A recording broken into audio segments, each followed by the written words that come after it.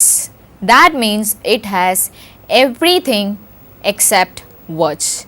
Everything except words come under the category of non-verbal communication.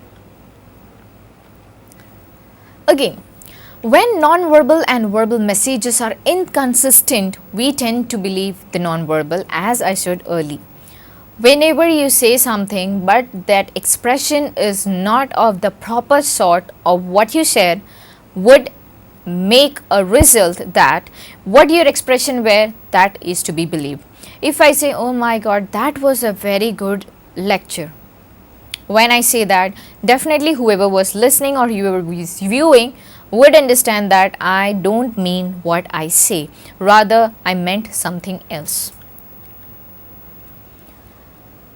Obvious types of nonverbal communications are, as I said, face and eyes, body and movements, touch, voice and paralanguage. The way we see things, that is what we call as paralanguage. For example, how do we feel when someone doesn't make eye contact? When you talk to somebody and if that person is not looking at you, you may find that the person is not interested in you, or rather the person is not interested in whatever you are trying to explain. How do we interfere about people who use too many hand gestures too often? If a person is speaking and in between he gives his hands expressions a lot means a lot.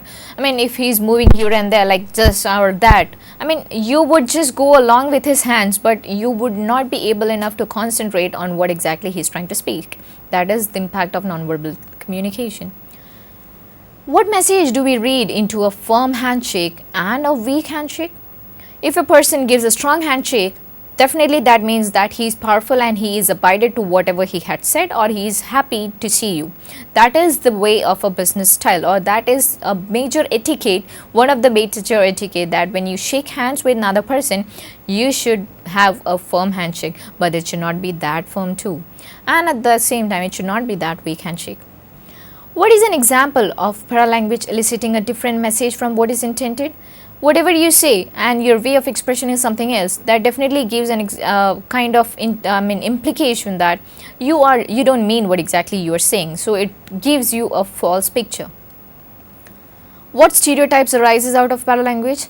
Maybe like you are an arrogant person, or maybe you are full of attitude, or maybe you are a bad person, or maybe you are not at all an interested person, and at the same time you are a very loving person, you are very loyal. All these expressions or all these names can be derived in you, all these adjectives can come into you, provided your paralanguage is very much perfect. Now we would look into the different parts of different types of non-verbal communication. The first, as I said, is kinesis. It's all about body position and motion, including those of the face, the whole body positioning. If you can see in the picture, what kind of picture it is? The person is so arrogant that that animation doesn't want to look at all. The animation is not at all interested and he's just moving his head off. Means I don't like that, or rather I'm not bothered about whatever you say. That is the thing what you can see in the animation. Saying nothing, you can understand everything. Posture can signal self-assurance. Postures can tell others if we are open to interact. The face is capable of over 1,000 different expressions. Non-verbal behaviors such as positioning, smile, close sitting and gazes signal how we feel about others.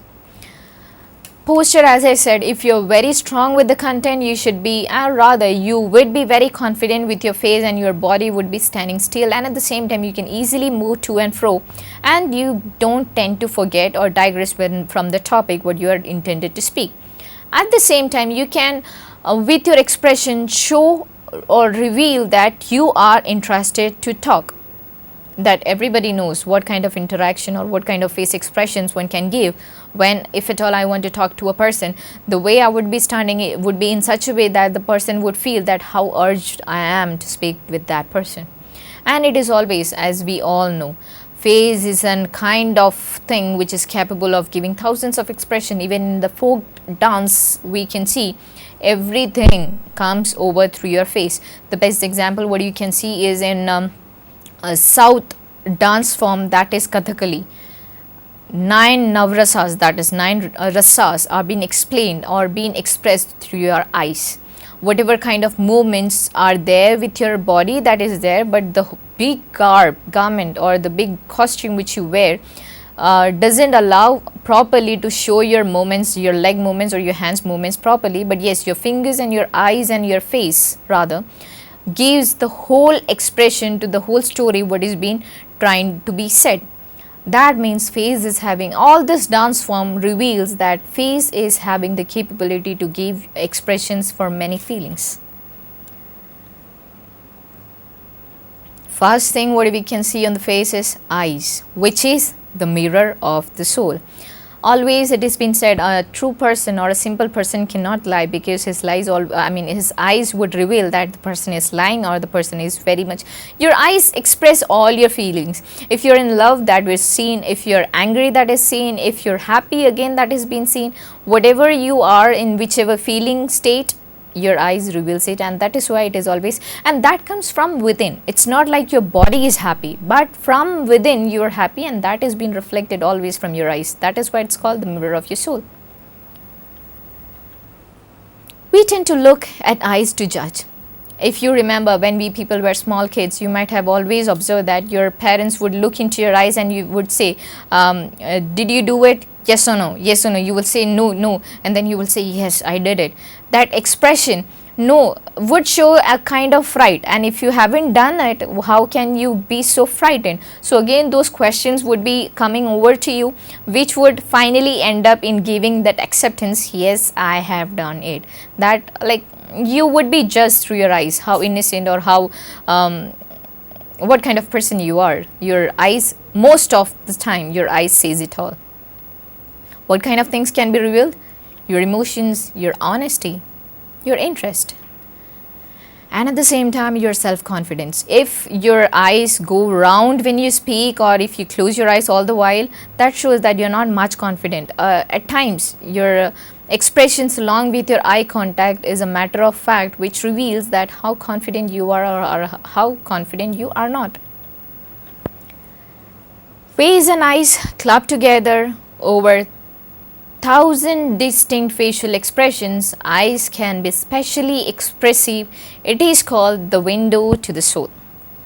Men and women have been found to be equally expressive. It's not that only men or only female have these expressions, or it's not that you can judge a person, or especially a female person, if at all she's what kind of person she is. If you look in her eyes only, then you will be understanding. No, it's not that. Both men and women are quite expressive through their face and eyes. Men show the most emotion in their lower left quadrant of their face, and women shows emotion over their whole face. That everybody knows. If a woman is trying to explain, she would use her whole face to express something, but at the same time a man just uses his lower quadrant of the face. Coming to touch, that is haptics. Touch is considered essential and therapeutic. We all know that we need affection. The special concern about this is that during when we are old age person who is so old, or rather grandparents especially, long for a touch from their grandchildren or from their children. Normally good if they get it so often, and if they don't get it, that is something which they always lack for. Person don't talk much, person don't give the touch therapeutic effect. If you don't talk to your old parents, that has been reflected from their facial expression that they are not happy with the life they are leading. Again, that is having a therapeutic effect. If you are or rather taking into a lighter tone, when we are sick and when our mother is by our side, that is the best medicine what we can get from, because we would be quite happy when our mother is by our side and she's talking to us and she's just saying, no, it's okay, it all would be fine, and she's just touching your head and giving you a lap. You're sleeping on her lap. What more do you want in the whole world? Then touch can influence liking and compliance. If you like, that has been found, and compliance has also been revealed when you touch a person. It's used to show intimacy, power, that is control. If you call a person, come home, come fast, and if you touch and bring home, that shows how powerful you are over that person.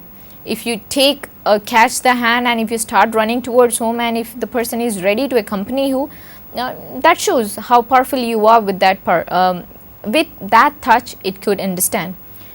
People with high status touch others, invade other space more than people with lower status. That is again yet a fact that you always tend to get compliment from your boys. Whoever would be your superior, they would always give a kind of status to you by the kind of good work, good going, and a touch on your shoulders would encourage you. Coming to paralanguage, communication that is vocal but that does not use words themselves, that is paralanguage. Sound, that is gasps and murmurs. Vocal qualities, which includes voice, rhythm, pitch, inflection, and how we pronounce words. Paralanguage you can see in the class even, because some might be murmuring, and at the same time the vocal quality of a professor matters a lot when a professor do speak, or even a teacher. When they speak, if you feel like it's a lullaby sound, then you tend to sleep, or you murmur in between, you'll have gasp sounds between. And at the same time, those vocal qualities which is necessary for you include your volume, rhythm, pitch, inflection. All these sounds if totally overcome. Paralanguage is not with another person, but rather when you speak, you gasp. When gasping is a situation when you run along, when you run so far, and when you stop, you would have a gasping effect. And when you speak, when that happens, that is one kind of paralanguagic symbol. And again, your voice tone, how your volume is there, and what kind of rhythm you are putting in, and what kind of pitch and inflections you are using in your speech matters a lot when coming to paralanguage, and the words pronounced properly. The accent we use also comes under this paralanguage. Means that vocal sound does not, not only the use of words, but yes, these all qualities clubbed together can come under this section. And complexities of our sentences. Whatever sentences we speak, and if at all it's very long and lengthy and there is no full stop or commas, and there are many complex words as well, it gives a wrong impression. And the aspects with voice and paralanguage. It consists of vocal tone, speech, speed, volume, number and length of pauses, and disfluence. That is, disfluencies are the kind of intruders you use while you speak. For example, you'll use I wanted to go, but maybe not possible. The sound or the sound when you speak, if it comes in between quite often, that are called disfluencies. Paralanguage tend to be more powerful than language. Affects how others perceive us, the stereotype, or with grammar or accent or vocabulary, and it influenced by culture, gender, class. Intentionally or unintentionally, it does have an influence of culture, gender and class. If you see here, a person is speaking, but definitely you can understand that the person is of a powerful character and he is trying to pinpoint on some aspects, maybe 1, 2 and 3, or rather he is trying to give a kind of speech where he is saying I. This would be first point, or this would be I. Talking about environmental factors, we understand that the elements of settings that affect how we feel and act are architecture, color, temperature, sound.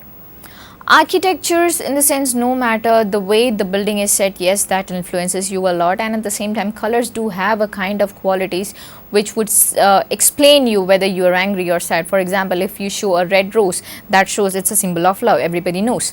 But at the same time, yellow rose doesn't show it's a symbol as love, but it would be symbol for friendship. White would be for peace. That is all just not about rose, but it's all about colors as well. And yes, the temperature as well, because if at all, imagine a situation that a person is working, and at that point of time, maybe because of some reason he got late. When he reaches his office, and at that point of time there is a power failure, he would be altogether so dissolted that he won't be able enough to meet the officer, or rather even if he meets that officer and the officer blast over him, he won't be in a proper state of mind to say sorry sir, I won't commit it again, or sorry sir, because of so many reasons I was not able to come on time. The temperature also affects. And again, the sound clarity.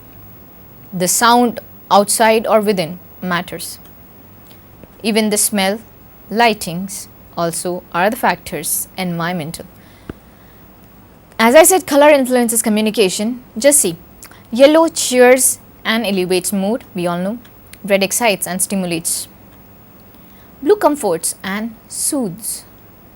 In some culture, black suggests mourning, and in some cultures, white suggests purity.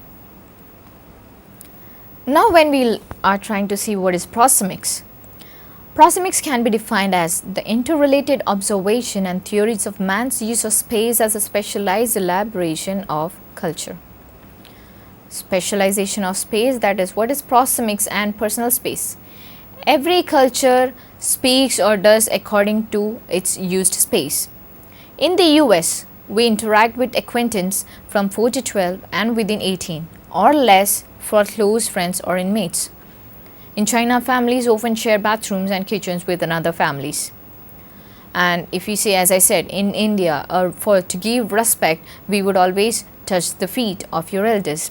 These are all different examples, but yes, that proxemics depend on the culture and the place where you are put in. We may never imagine a situation where our neighbors are allowed to be in our kitchen and bathrooms often, because once or twice it's okay, but always we may never imagine. But in China, that facilities is given by the families. People who want to even outpower seek out neutral territories. They create greater space and may be assumed by those with higher status. Those with greater power often invade others' territory. That is a universal thing. The one which the lesser power would be invaded, but the one who is having maximum power. How people arrange space reflects how close they are and whether they want interaction or not. Because for example, in a office where we have all different cubicle slots given to separate employees, but yet they are all together, that shows that at any point of time they can have a relation, or rather they can have an intimate speech in between, or expressions can be given through non-verbal expressions. But if at all it's all in a different room, that would give a far off distance, and that may reflect that they, even if at all they want to interact, that cannot be non-verbally. Home furniture arranged comfortably and close invites conversation, definitely. And offices with seating open rather than a desk separating people invites interaction. Restaurants can arrange seatings to encourage people to spend time or to eat